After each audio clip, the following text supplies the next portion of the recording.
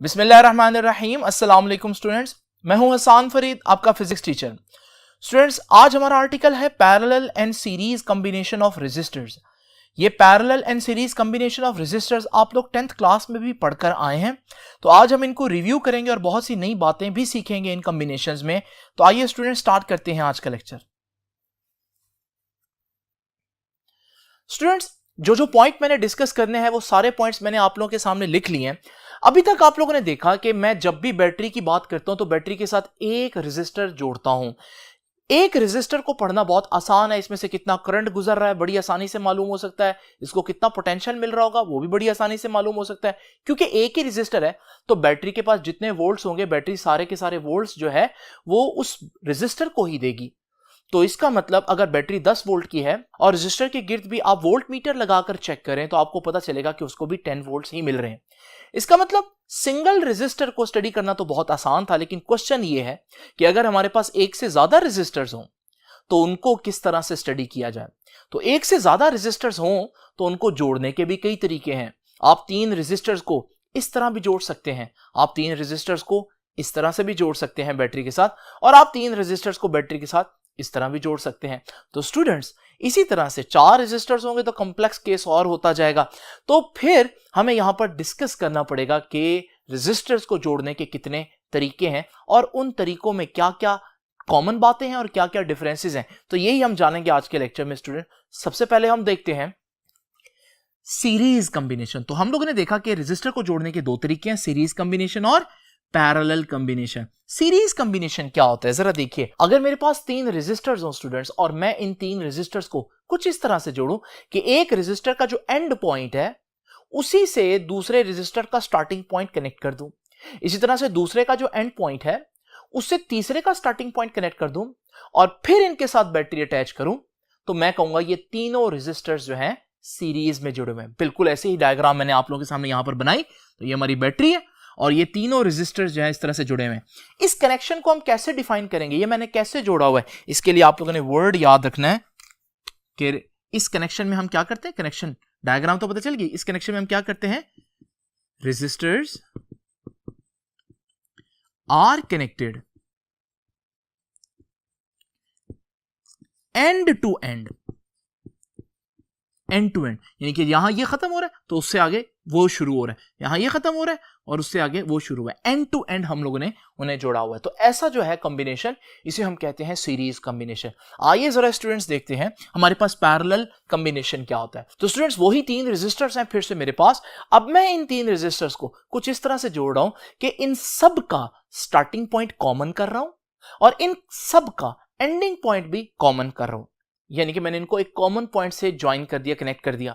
अब मैं बैटरी लगाऊंगा। अब हमारे पास ये तीनों रेजिस्टर जो हैं ये पैरेलल कॉम्बिनेशन में जुड़े हुए हैं। बिल्कुल इसी से मिलती जुलती डायग्राम मैंने आपको यहां पर भी दिखाई। ये तीनों रेजिस्टर्स हैं, यहां से भी कॉमन पॉइंट है और यहां से भी कॉमन पॉइंट है, और वो कॉमन पॉइंट एक तरफ से बैटरी से और दूसरी तरफ से भी बैटरी से अटैच है। नाउ स्टूडेंट्स, इसको मैं क्या कहूंगा, ये मैंने कैसे जोड़ा है याद रखिएगा। इसे हम कहेंगे कि resistors are connected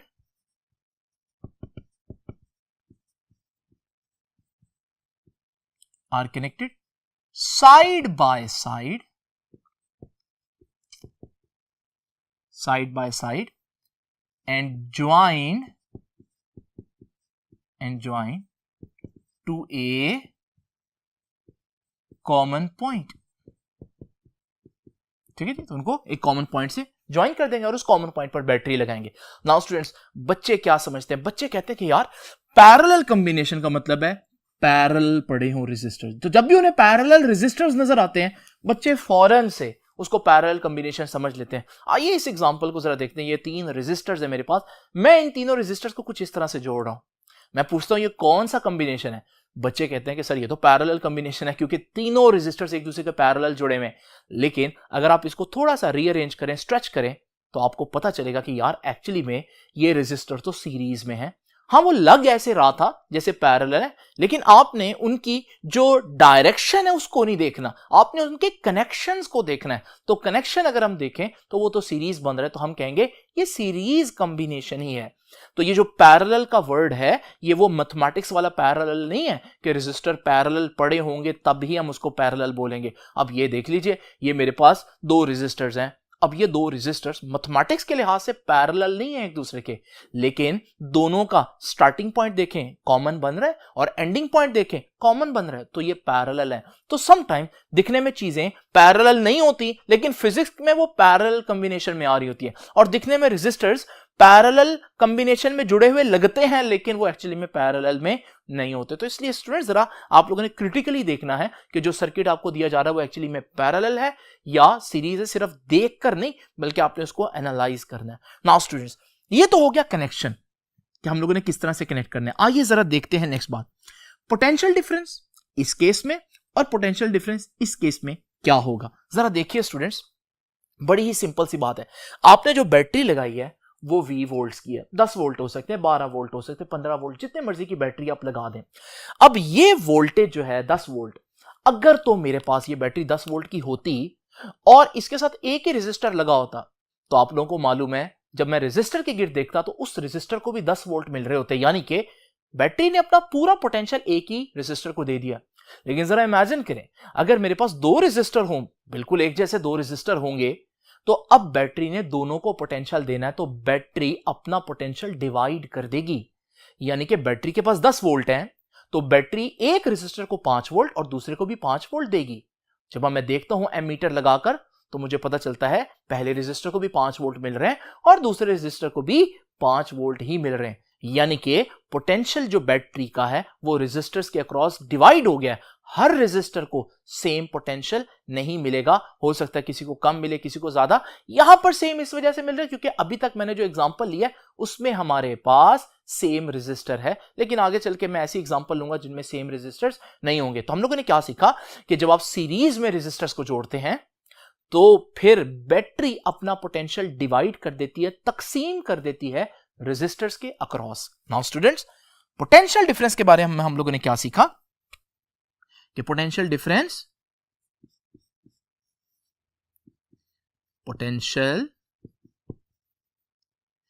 is divided across resistors.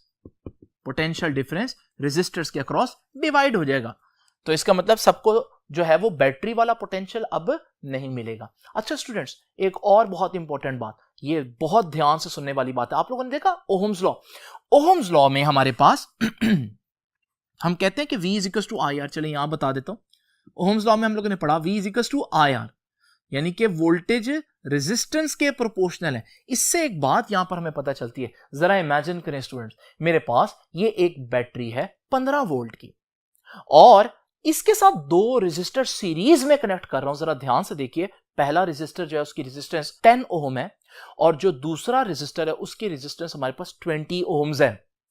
अब सेम रेजिस्टर्स नहीं है, बैटरी के पास 15 वोल्ट है, बैटरी ने या वोल्ट्स तकसीम करने हैं। याद रखिएगा, बैटरी हमेशा बराबर तकसीम नहीं करेगी।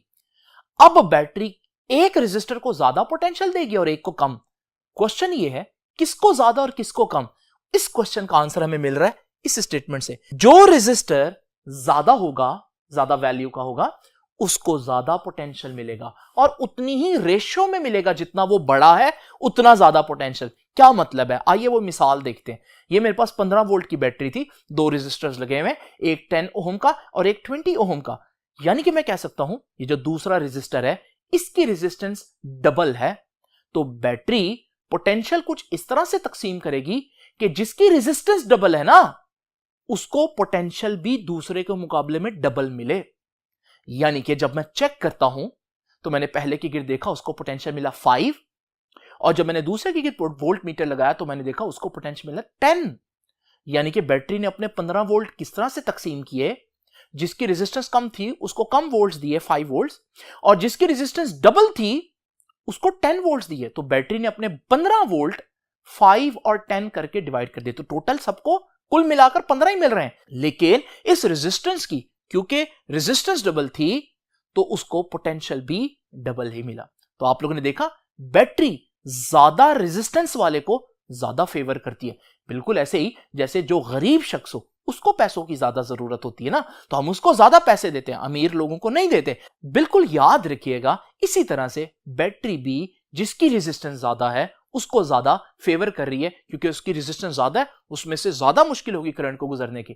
तो याद रखिएगा, हमारे पास हमने एक और बात सीखी कि पोटेंशियल डिवाइड होगा, ये तो पता चल गया, लेकिन क्या सब में बराबर का तकसीम हो जाएगा? नहीं, बड़े रेजिस्टर को ज्यादा पोटेंशियल मिलेगा, ठीक है ना। तो high resistance gets high potential, potential की जगह V लिख रहा हूं, वोल्ट्स। तो बड़ी रेजिस्टेंस को ज्यादा पोटेंशियल मिलेगा। अच्छा, कैसे पता चला हमें? ओहम्स लॉ के जरिए, क्योंकि ओहम्स लॉ क्या कहता है? ओहम्स लॉ कहता है V is directly proportional to R। ये बहुत इंपॉर्टेंट बात थी। आइए जरा देखते हैं पोटेंशियल डिफरेंस की सूरत हाल हमारे पास पैरेलल में क्या होगी। लेकिन उससे पहले आप लोगों को मैं क्योंकि बता चुका हूं पोटेंशियल डिवाइड हो रहा है, तो फिर मैं कहूंगा रेजिस्टर R1 को पोटेंशियल V1 मिलेगा, रेजिस्टेंस R2 को पोटेंशियल V2 और R3 को V3। क्यों मैंने डिफरेंट नंबर दिए? क्योंकि मैं ये बताना चाह रहा हूं कि पोटेंशियल सबको सेम नहीं है, बल्कि पोटेंशियल तकसीम हो गया बैटरी का पोटेंशियल। हाँ, मगर अगर आप इनको ऐड करो तो यही आना चाहिए, क्योंकि टोटल तो वही रहना चाहिए। तो 10 वोल्ट है, तो इसको 2 मिल रहा है, इसको 3 मिल रहा है, इसको 5 मिल रहा है, तो अगर आप इनको ऐड करोगे 2 + 3 + 5 वो बनेगा 10 वोल्ट ही, तो बैटरी के पोटेंशियल जितना ही होगा। नाउ स्टूडेंट्स जरा तवज्जो कीजिए, हमारे पास अब देखते हैं पोटेंशियल डिफरेंस पैरेलल कॉम्बिनेशंस के केस में क्या होता है। मैंने क्या बताया था, पैरेलल कॉम्बिनेशंस क्या होते हैं? ये मेरे पास दो रेजिस्टर्स हैं, जरा इमेजिन करें, मैं इन दोनों रेजिस्टर्स के जो स्टार्टिंग पॉइंट हैं उनको कॉमन कर देता हूं, इकट्ठा ज्वाइन कर देता हूं, और जो इनके एंडिंग पॉइंट है उनको भी कॉमन कर देता हूं। ये बन गया पैरेलल कॉम्बिनेशन स्टूडेंट्स। और अब मैं लगाऊंगा एक 10 वोल्ट की बैटरी। जब मैं 10 वोल्ट की बैटरी लगाऊंगा, ये है पॉजिटिव टर्मिनल, ये 10 वोल्ट पर है as compare to negative terminal जो कि 0 वोल्ट पर है। तो हमारे पास जब ये 0 से कनेक्शन जाएगा, तो वो कॉमन पॉइंट पर जब मैंने कनेक्शन किया तो दोनों रेजिस्टर्स को यहां 0 वोल्ट मिलेगा, क्योंकि दोनों का इकट्ठा पॉइंट है ये। इसी तरह से बैटरी का जो 10 वोल्ट वाला पॉइंट है, जब मैं वहां से कनेक्शन लूंगा तो वो उस जगह पर जाकर 10 वोल्ट देगा, यानी कि दोनों रेजिस्टर्स को एक तरफ से 0 और एक तरफ से 10, यानी कि डिफरेंस ऑफ 10 वोल्ट मिलेगा। इसे हम बोलते हैं पोटेंशियल डिफरेंस स्टूडेंट। तो याद रखिएगा, हम लोगों ने क्या सीखा, 10 वोल्ट की बैटरी पैरेलल कॉम्बिनेशन में दोनों रेजिस्टर्स को 10 वोल्ट्स देगी। सीरीज में ऐसा नहीं था, सीरीज में पोटेंशियल डिवाइड हो जाता था, लेकिन यहां पोटेंशियल सेम रहेगा। इवन अगर मैं तीसरा रेजिस्टर ऐड कर लूं, तो वो भी तीसरा रेजिस्टर जब पैरेलल कॉम्बिनेशन में ऐड होगा तो हमारे पास कॉमन पॉइंट से जुड़ेगा, तो हमारे पास उसको भी 10 वोल्ट्स मिलेंगे। चौथा रेजिस्टर आएगा, उसको भी 10 वोल्ट्स मिलेंगे, यानी कि सारों को सेम पोटेंशियल मिलता है पैरेलल कॉम्बिनेशंस में। तो स्टूडेंट्स ये बात मैं लिख देता हूं यहां पर पोटेंशियल डिफरेंस वाली, के same potential difference across all resistors, सारे रेजिस्टर्स के गिर्द सेम पोटेंशियल डिफरेंस है। बहुत इंपॉर्टेंट बात है ये, तो इसमें मजीद किसी डिटेल में जाने की जरूरत ही नहीं है। नाउ स्टूडेंट्स जरा देखते हैं करंट की क्या सूरत हाल है। आइए जरा देखते हैं स्टूडेंट्स, करंट में हमारे पास बहुत इंपॉर्टेंट बात, यहां से करंट स्टार्ट हुआ है, सपोज करें जब यह करंट यहां पहुंचेगा, आपको मालूम है करंट के पास कोई और रास्ता तो है नहीं, तो करंट इसमें से भी पास करेगा, उतना ही करंट इसमें से भी पास करेगा, उतना ही करंट इसमें से भी पास करेगा, क्योंकि करंट के पास कोई रास्ता है नहीं स्टूडेंट्स। तो याद रखिएगा, सीरीज कॉम्बिनेशन में same current passes through all resistors, same current passes through all resistors, सारे रेजिस्टर्स में से सेम करंट पास करेगा। और मैं यहां पर करंट I बनाऊंगा, वही I इसमें से भी, इसमें से भी और इसमें से भी पास करेगा। स्टूडेंट्स दिखने में बात सिंपल लग रही है, लेकिन यहां बच्चे एतराज करते हैं। बच्चों को एक बहुत बड़ा मसला आता है, और वो क्या है जरा सुनिए। बच्चे कहते हैं कि सर ये रेजिस्टेंस सपोज करें छोटी है, ये रेजिस्टेंस बड़ी है। रेजिस्टेंस क्या होती है? करंट को रोकने की सलाहियत।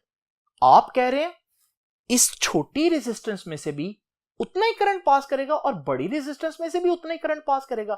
ये तो सेंस नहीं बना रही, it doesn't make any sense ना, कि भाई ये करंट को ज्यादा कम रोकता है, ये करंट को ज्यादा रोकता है, लेकिन दोनों में से सेम करंट पास करेगा। ये क्या बात हुई स्टूडेंट्स? ये बड़ी इंपॉर्टेंट बात है और ये बच्चों को समझना भी जरूरी है। आइए मैं इसको आपको एक एग्जांपल से समझाता हूं। तो चलते हैं नेक्स्ट बोर्ड पर। नाउ स्टूडेंट्स देखिए, यहां पर मेरे पास एक एग्जांपल है। 15 वोल्ट की एक बैटरी है जिसके साथ दो रेजिस्टर्स 10 ओम का और 20 ओम का सीरीज में लगे हुए हैं। नाउ स्टूडेंट्स जरा तवज्जो कीजिए, आप लोगों को मैंने क्या क्वेश्चन बताया जो बच्चों के जहन में होता है, वो ये क्वेश्चन है कि इस एग्जांपल में ये रेजिस्टेंस कम है, ये रेजिस्टेंस ज्यादा है, यानी ये करंट को कम रोकेगा, ये करंट को ज्यादा रोकेगा। लेकिन मैं क्या कह रहा हूं, सीरीज में करंट क्या होता है हर रेजिस्टर में से? सेम। तो ये क्वेश्चन है कि ये कम रोक रहा है, ये ज्यादा रोक रहा है, लेकिन फिर भी सेम करंट कैसे पास कर सकता है? असूलन तो इसमें ज्यादा करंट और इसमें से कम करंट पास करना चाहिए। तो स्टूडेंट जरा तवज्जो कीजिए, इस बात को बड़े ध्यान से सुन लीजिए। ये मसला क्यों आ रहा है हमारे जहन में, ये कंफ्लिक्ट किस वजह से? क्योंकि हम एक बहुत इंपॉर्टेंट बात भूल गए, और वो बात क्या है? ये देखिए जी, वो बात थी कि सीरीज में पोटेंशियल जो है बैटरी का डिवाइड हो जाता है। दूसरी बात क्या थी? क्या बैटरी सबको बराबर की तकसीम कर देती है? नहीं। जिस तरह से हम जो पुअर होता है उसको ज्यादा पैसे देते हैं, बिल्कुल इसी तरह से बैटरी जिसकी रेजिस्टेंस ज्यादा हो उसको ज्यादा पोटेंशियल देती है। तो मैं कैलकुलेशन किए बगैर आपको बताता चलूं कि ये रेजिस्टेंस 10 है, ये 20 है, यानी कि ये रेजिस्टेंस दूसरी जो R2 है वो R1 के मुकाबले में डबल है। तो बैटरी अपने वोल्ट्स इस तरह से तकसीम करेगी दोनों को कि इसकी क्योंकि रेजिस्टेंस डबल है तो इसको वोल्टेज भी डबल मिले। तो बैटरी 15 में से 5 वोल्ट इसको देगी और 15 में से 10 वोल्ट इसको देगी। टोटल 15 थे, यहां भी टोटल 15 है, लेकिन क्योंकि इसकी रेजिस्टेंस डबल है इसको इसके मुकाबले में पोटेंशियल भी क्या मिला? डबल मिल गया। अब इससे क्या होगा? इससे ये होगा स्टूडेंट्स, जब आप करंट निकालेंगे, करंट क्या होता है ओहम्स लॉ के मुताबिक? I is equal to V over R। तो इसमें से करंट निकालना है आपने, तो इसका वोल्टेज कितना इसको मिल रहा है? 5 ओवर इसकी अपनी रेजिस्टेंस कितनी है? 10। तो कितना हुआ हमारे पास? करंट हुआ 0.5 एम्पियर। आइए जरा इसमें से करंट निकालते हैं। तो करंट क्या है जी हमारे पास? I is equal to V over R। तो V2 ओवर R2। V2 इसको कितना पोटेंशियल मिला? 10 वोल्ट्स, डबल पोटेंशियल मिला, लेकिन उसकी रेजिस्टेंस भी तो डबल थी। कुल मिलाकर बात तो वही आ गई 0.5 एम्पियर। इसका मतलब I2 और I1 क्या है? सेम है। तो I1 I2 कहना ही नहीं चाहिए, फिर हमें तो I कहना चाहिए। तो आपने देखा कि यहां हुआ क्या, क्यों करंट सेम पास कर रहा है? हालांकि उसकी रेजिस्टेंस डबल है, लेकिन उसमें से करंट गुजारने के लिए जो पोटेंशियल, जो धक्का, जो पुश मिल रहा है वो भी तो डबल मिल रहा है।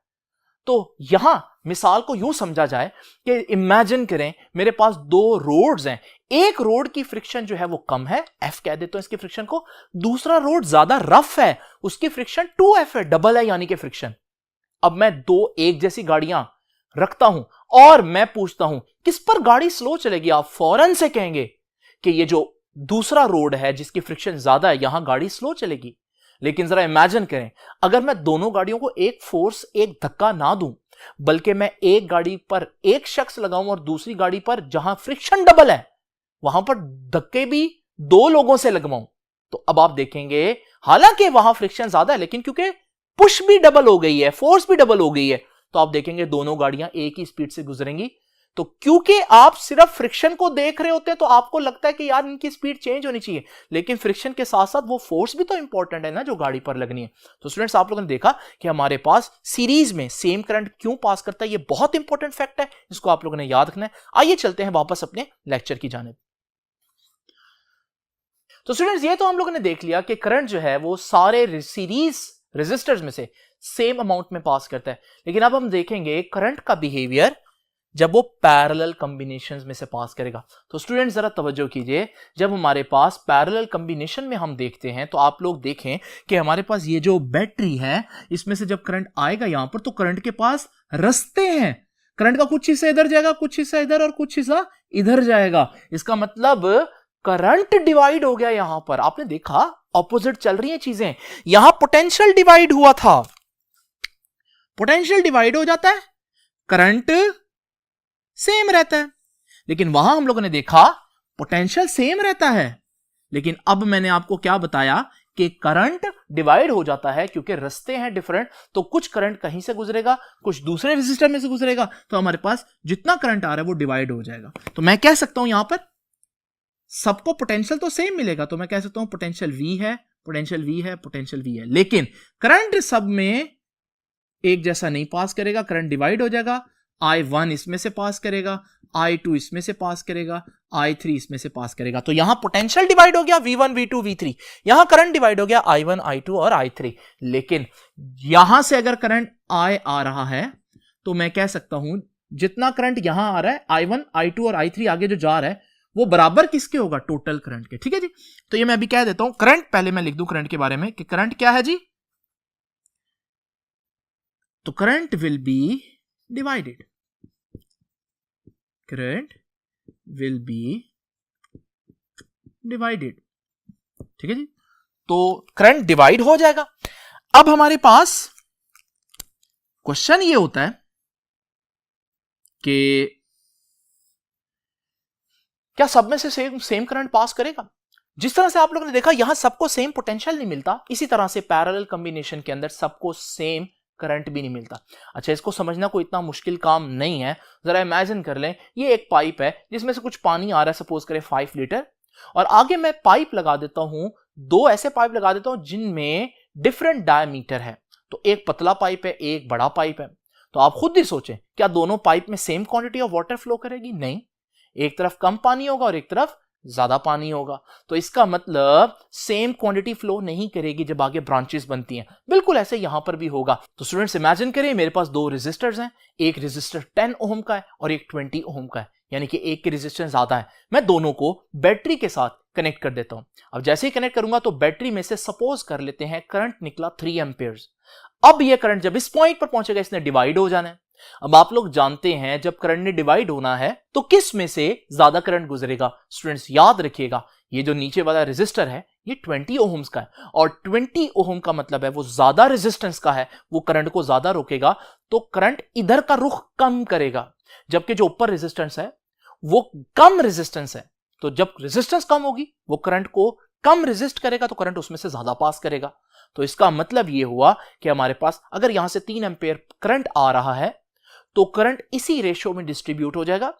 तो हम देखेंगे ये जिसकी रेजिस्टेंस डबल है उसमें से 1 एम्पियर करंट पास किया, और जिसकी रेजिस्टेंस हाफ थी ऊपर वाले की उसमें से 2 एम्पियर करंट पास किया। यानी कि मैं कह सकता हूं जिसकी रेजिस्टेंस कम थी उसमें से करंट ज्यादा, और जितनी रेजिस्टेंस कम है उतने गुना ज्यादा करंट पास किया। यानी कि ऊपर वाले की रेजिस्टेंस जो है वो हाफ है नीचे वाले के मुकाबले में, तो इस वजह से उसमें से करंट डबल गुजरा। तो हाफ और डबल एक दूसरे के बिल्कुल ऑपोजिट है।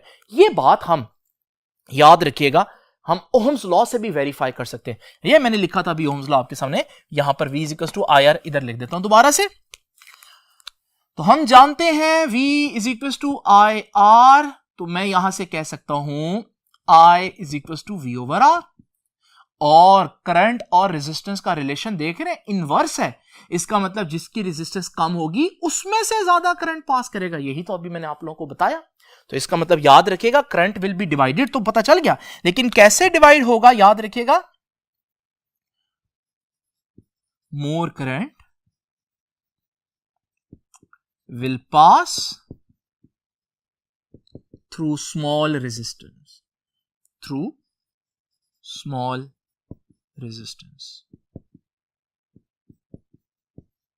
तो स्टूडेंट्स यहां पर मैं लिख देता हूं कि I is inversely proportional to R। Now students आते हैं नेक्स्ट बहुत इंपॉर्टेंट पॉइंट की तरफ, और वो है सबकी कुल मिलाकर टोटल या इक्विवेलेंट रेजिस्टेंस। इक्विवेलेंट रेजिस्टेंस का मतलब होता है टोटल रेजिस्टेंस। अगर मेरे पास इसकी रेजिस्टेंस R1 है, R2 है, R3 है, ये 3 रेजिस्टर्स हैं, तो बैटरी को कुल मिलाकर इनकी कितनी ऑपोजिशन फील होगी, उसकी बैटरी के लिए टोटल ऑपोजिशन क्या होगी। मैं इसको अब डिराइव नहीं करूंगा आपके सामने, याद रखिएगा मैं कह रहा हूं यहां पर डायरेक्ट ही कि इक्विवेलेंट रेजिस्टेंस सीरीज के केस में किसके बराबर होती है? सारे रेजिस्टर्स का जो रेजिस्टेंस है उसका सम। तो RE किसके बराबर होगी? R1 + R2 + R3। यानी कि आसान अल्फाज में मैं लिख सकता हूं R E is equal to sum of all resistances, sum of all resistances. अच्छा स्टूडेंट्स, यहां से एक और बहुत इंपॉर्टेंट बात समझ में आती है हमें। जरा देखिए इस एग्जांपल में, यहां पर मेरे पास 3 रेजिस्टर्स हैं, एक 2 ओम, एक 3 ओम और एक 5 ओम। अब बैटरी लगी हुई है, आप लोग जानते हैं कि ये हमारे पास सीरीज में है, तो टोटल रेजिस्टेंस कितनी होगी बैटरी के लिए? याद रखिएगा टोटल रेजिस्टेंस सीरीज के केस में क्या होती है? R1 plus R2 plus R3। तो 2 प्लस 3 प्लस 5, ये तो आंसर आ गया 10। यानी बैटरी के लिए इस वक्त इक्विवेलेंट रेजिस्टेंस कितनी है इनकी मिलाकर? 10 ओम। और 10 ओम जो सबसे बड़ा रेजिस्टर है ना 5, उससे भी बड़ी है। यानी कि मैं कह सकता हूं सीरीज के केस में जो टोटल रेजिस्टेंस होती है वो सबसे बड़े रेजिस्टर से भी बड़ी ही होगी, ज्यादा ही आएगी। और ये बड़ी ऑब्वियस है क्योंकि ऐड हो रहे हैं ना। तो याद रखिएगा ये बात भी बहुत इंपॉर्टेंट है। टोटल रेजिस्टेंस यानी इक्विवेलेंट रेजिस्टेंस, ठीक है जी, is greater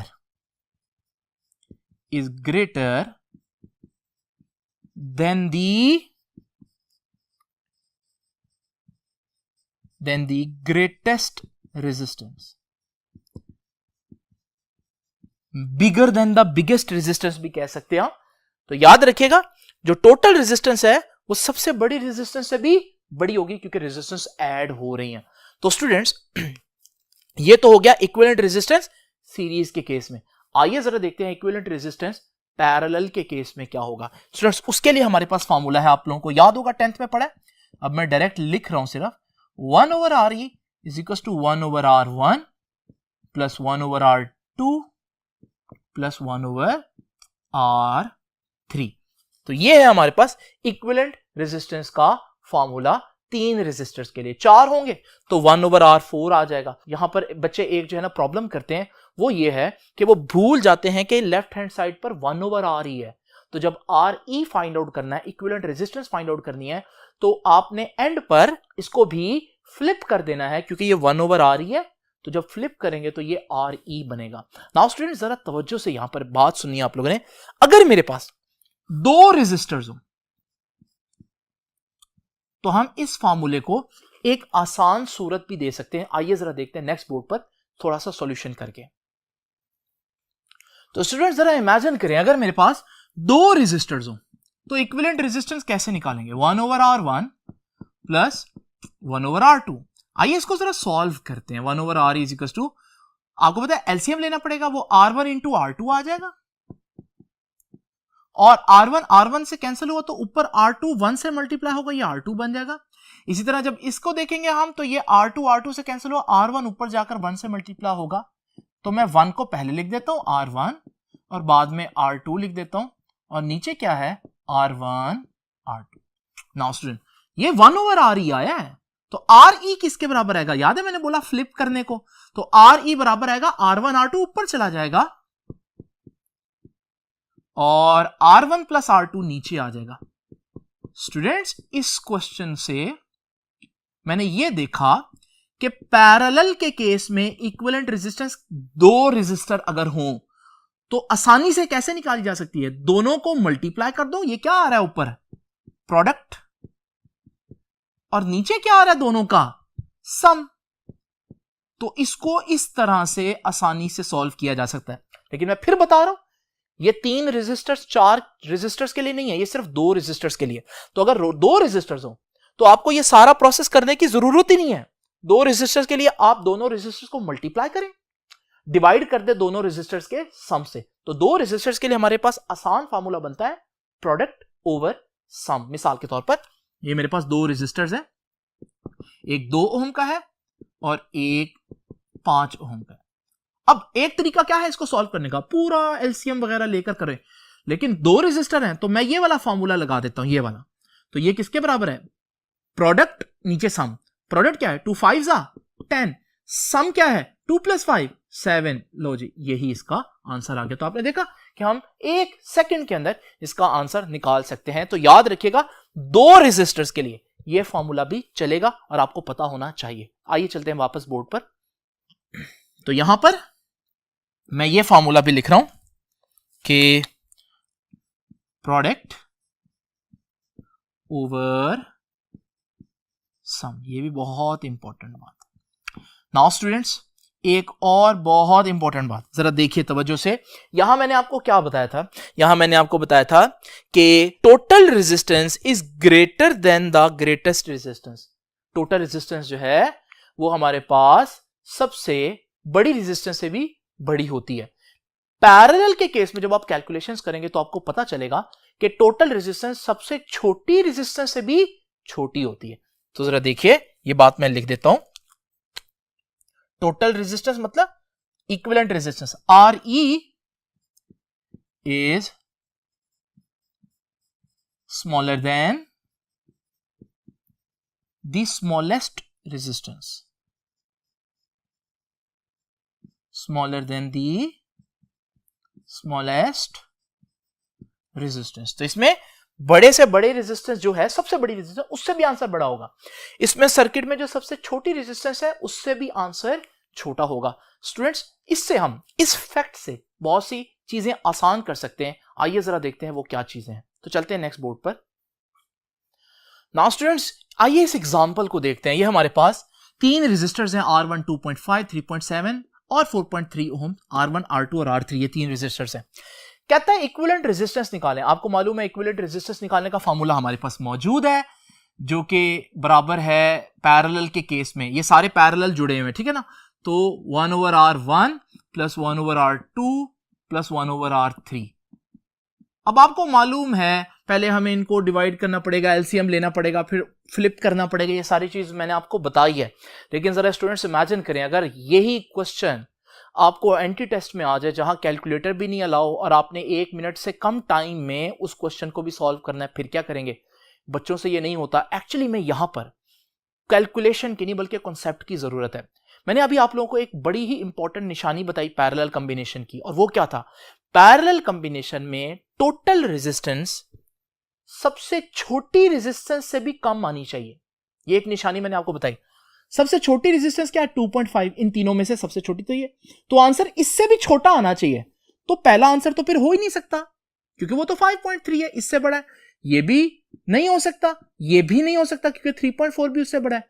एक ही ऑप्शन है जो सबसे छोटी रेजिस्टेंस से भी छोटा है, फिर हमारा यही आंसर आएगा। तो एक्चुअली में यहां कैलकुलेशन की जरूरत नहीं, यहां सिर्फ आप लोगों ने इस फैक्ट को याद रखना है कि पैरेलल कॉम्बिनेशंस के अंदर टोटल रेजिस्टेंस सबसे छोटी रेजिस्टेंस से भी छोटी होती है, और सीरीज के अंदर टोटल रेजिस्टेंस सबसे बड़ी रेजिस्टेंस से भी बड़ी होती है। आइए चलते हैं वापस अपने लेक्चर की तरफ स्टूडेंट्स। उसके बाद एक और इंपॉर्टेंट बात यह है कि अगर आपके पास सारे रेजिस्टर एक जैसे हो, यानी कि मेरे पास 5 ओम के 6 रेजिस्टर्स हैं, ये मैंने आपको सामने जोड़ दिया। अब कोई कहता है इक्विवेलेंट रेजिस्टेंस निकाले। एक तरीका तो क्या है इक्विवेलेंट रेजिस्टेंस निकालने का, कि मैं सम ऑफ ऑल रेजिस्टेंस करूं, जो कि फॉर्मूला है। तो मैं क्या करूंगा, पहले रेजिस्टेंस की रेजिस्टेंस, फिर दूसरे की, फिर तीसरे की, फिर चौथे की, फिर पांचवें की, फिर छठे की, सबको ऐड करूंगा। ये मेरे पास आ गया टोटल 30। लेकिन आप खुद सोचें, मैं इससे एक आसान काम नहीं कर सकता। मुझे मालूम है ये 5 ओम के 6 रेजिस्टर्स हैं, बजाय मैं इनको 6 दफा ऐड करूं, मैं क्यों ना इनको एक दफा 6 से मल्टीप्लाई कर दूं। तो टोटल रेजिस्टेंस ऐसे भी निकाली जा सकती है कि कोई एक रेजिस्टेंस ले लो और जितने टोटल रेजिस्टर्स हैं उससे मल्टीप्लाई कर दो, तो आपके पास वही आंसर ही आएगा ना। लेकिन ये उस केस में होगा जब रेजिस्टेंस सारी सेम हो। तो इसका मतलब आइडेंटिकल रेजिस्टर्स अगर हो, सारे सेम रेजिस्टर्स हो, तो मैं कह सकता हूं टोटल रेजिस्टेंस निकाली जा सकती है, एक रेजिस्टेंस ले लो कोई एक, क्योंकि सारी बराबर है, कोई फर्क नहीं पड़ता, और जितनी रेजिस्टेंस है उससे मल्टीप्लाई कर दो, तो यूं आ जाएगी हमारे पास टोटल रेजिस्टेंस आइडेंटिकल रेजिस्टर्स के केस में। अच्छा, यहां पर भी ऐसा ही फॉर्मूला हम बना सकते हैं।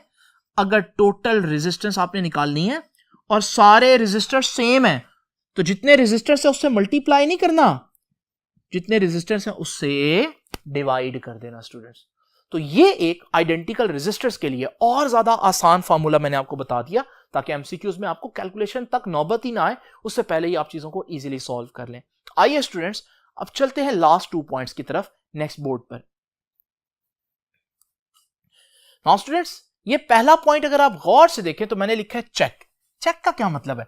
चेक का मतलब यह है कि कोई निशानी, कोई चेक है कि आपको पता चल जाए कि ये सीरीज सर्किट है और ये पैरेलल सर्किट है। स्टूडेंट्स, एक निशानी है, जरा तवज्जो कीजिए, याद रखनी है बात आप लोगों ने कि हमारे पास अगर ये सीरीज सर्किट देखिए, इसमें 3 रेजिस्टर्स हैं, अब तीनों में से करंट पास कर रहा है। अगर एक रेजिस्टर मैं उतार देता हूं तो बाकी 2 में से भी करंट पास नहीं करेगा, हालांकि वो लगे हुए हैं।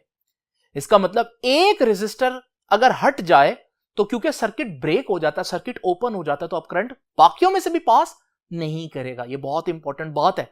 अगर आप इसको इस तरह से देखें कि मेरे पास 3 बल्ब्स हैं और वो तीनों बल्ब जो है वो सीरीज में लगे हुए हैं और इन बल्ब में से कोई एक बल्ब जो है वो फ्यूज हो जाता है, तो आप देखेंगे बाकी दोनों हालांकि सही होंगे लेकिन बंद हो जाएंगे, क्योंकि फ्यूज बल्ब में से जब करंट पास नहीं करेगा तो बाकियों को करंट नहीं मिल सकता। तो सीरीज कॉम्बिनेशन की निशानी क्या है कि अगर एक रेजिस्टर जो है या एक अप्लायंस या बल्ब जो भी चीज है वो फ्यूज हो जाए तो बाकी सारे ऑटोमेटिकली ऑफ हो जाते हैं। अब मैं इसको यहां नहीं लिख रहा, आप लोग लिख लीजिएगा, ठीक है जी। और नेक्स्ट चीज देखिए, अगर मेरे पास यही तीनों बल्ब्स पैरेलल में लगे हों, अब जरा इमेजिन करें अगर ये हमारे पास एक बल्ब फ्यूज हो जाए तो आप देखेंगे बाकी बल्ब्स जो हैं उनका सर्किट कंप्लीट हो रहा है, उनमें से करंट पास करता रहेगा और वो बिल्कुल जैसे ग्लो कर रहे थे वैसे करते रहेंगे। इसका मतलब इसमें एक बल्ब के ऑन ऑफ होने से बाकी बल्ब्स को कोई फर्क नहीं पड़ता। ये पैरेलल की निशानी है, इसको आप लोगों ने यहां पर लिख लेना है क्योंकि टाइम कम है। मैं अब इसको वाइंड अप करता हूं जल्दी जल्दी। नाउ स्टूडेंट्स, जरा तवज्जो कीजिए, ये जो निशानी मैंने अभी आप लोगों को बताई है, इस निशानी को देखते हुए घर के कॉम्बिनेशंस को देखते हैं। आपके घर में एक कमरे के अंदर एसी भी लगा हुआ है, फ्रिज भी लगा हुआ है, उसमें बल्ब भी लगे हुए हैं, इलेक्ट्रिक हीटर भी लगा हुआ है, आयरन भी लगे, मतलब बहुत सी अप्लायंसेस हैं, लेकिन सर्किट आपके सामने नजर नहीं ना आ रहा। तो आप अगर तो सर्किट इस तरह से नजर आ रहा हो तो सीधा सीधा पता चल जाएगा सब चीजें सीरीज में, और अगर इस तरह से नजर आ रहा हो तो पता चल जाएगा सब चीजें पैरेलल में है। लेकिन आपके सर्किट्स तो दीवार के अंदर होते हैं, वो सारी वायरिंग दीवार के अंदर होती है। तो अब आप कैसे पता लगाएंगे कि ये सीरीज है या पैरेलल? ये जो चेक मैंने बताया अभी आप लोगों को, इसको यूज करें। तो अगर आप अपने कमरे में एक बल्ब ऑफ करें तो क्या बाकी सारे बुझ जाते हैं? नहीं बुझते, बिल्कुल सारी चीजें वैसे ही चलती रहती हैं। तो इसका मतलब एक अप्लायंस के ऑफ होने से बाकी सब अपना काम वैसे ही करते, वो ऑफ नहीं होते। ये किसकी निशानी थी? ये तो पैरेलल की निशानी थी। इसका मतलब याद रखिएगा, आपके घरों के कनेक्शंस जो हैं वो पैरेलल कॉम्बिनेशन होते हैं। तो स्टूडेंट्स, ये देखा चेक आप लोगों का, इसको मैंने चेक का नाम क्यों दिया? क्योंकि ऐसी जगह जहां पर सर्किट वाज़े तौर पर नजर नहीं आ रहा, कैसे चेक करेंगे वो अंदर सीरीज है या पैरेलल? बिल्कुल इसी तरह से चेक करेंगे कि हमारे पास उसमें एक अप्लायंस को ऑफ करके चेक करें कि वो बाकियों का बिहेवियर को डिस्टर्ब करती है या नहीं करती। नाउ स्टूडेंट्स, लास्ट चीज, अगर मैं जो रेजिस्टर्स हैं वो बढ़ाना शुरू कर दूं सीरीज के केस में, मैं इसको आसान अल्फाज में समझाता हूं रेजिस्टर की बजाय बल्ब, जो कि एक रेजिस्टर ही है, तो मैं बल्ब की एग्जांपल लेता हूं। तो ये मेरे पास 3 बल्ब हैं, आप देख रहे हैं ये तीनों बल्ब जो हैं वो इस वक्त हमारे पास सीरीज सर्किट में जुड़े हुए हैं। जरा इमेजिन करें, मैं अगर इन तीनों बल्ब के साथ एक चौथा बल्ब ऐड कर दूं, तो आपको मालूम है सीरीज में ऐड किया, और सीरीज में जब भी आप ऐड करते हैं तो क्या होता है? रेजिस्टेंस बढ़ जाती है सर्किट की, क्योंकि सीरीज में इक्विवेलेंट रेजिस्टेंस क्या होती है? सारे रेजिस्टेंस का सम। जब रेजिस्टेंस बढ़ जाएगी तो अब बैटरी उतना करंट नहीं दे पाएगी, तो हमारे पास अब कम करंट मिलने की वजह से जो बल्ब्स हैं वो डिम हो जाएंगे। लेकिन जरा इमेजिन करें, अगर मेरे पास पैरेलल में यही बात हो, ये 3 बल्ब पैरेलल में, अगर मैं चौथा बल्ब ऐड करूं तो चौथा बल्ब भी ऐड करूंगा तो उस बल्ब को भी उतना ही पोटेंशियल मिलेगा, तो उसमें से भी उतना ही करंट पास करेगा। यानी कि पैरेलल में अगर आप बल्ब की तादाद बढ़ाएं तो बाकी बल्ब्स को कोई फर्क नहीं पड़ता। तो यही तो बात है आपके घर में, अगर आप 3 बल्ब की जगह 4 बल्ब यूज करें तो चारों डिम हो जाते? नहीं होते ना। तो सबको अपना अपना करंट मिल रहा है क्योंकि वो पैरेलल में लगे हुए हैं। नाउ स्टूडेंट्स, आते हैं लास्ट बात की तरफ। ये देखिए मेरे पास एक सर्किट, इस सर्किट को जरा ध्यान से देख लीजिए।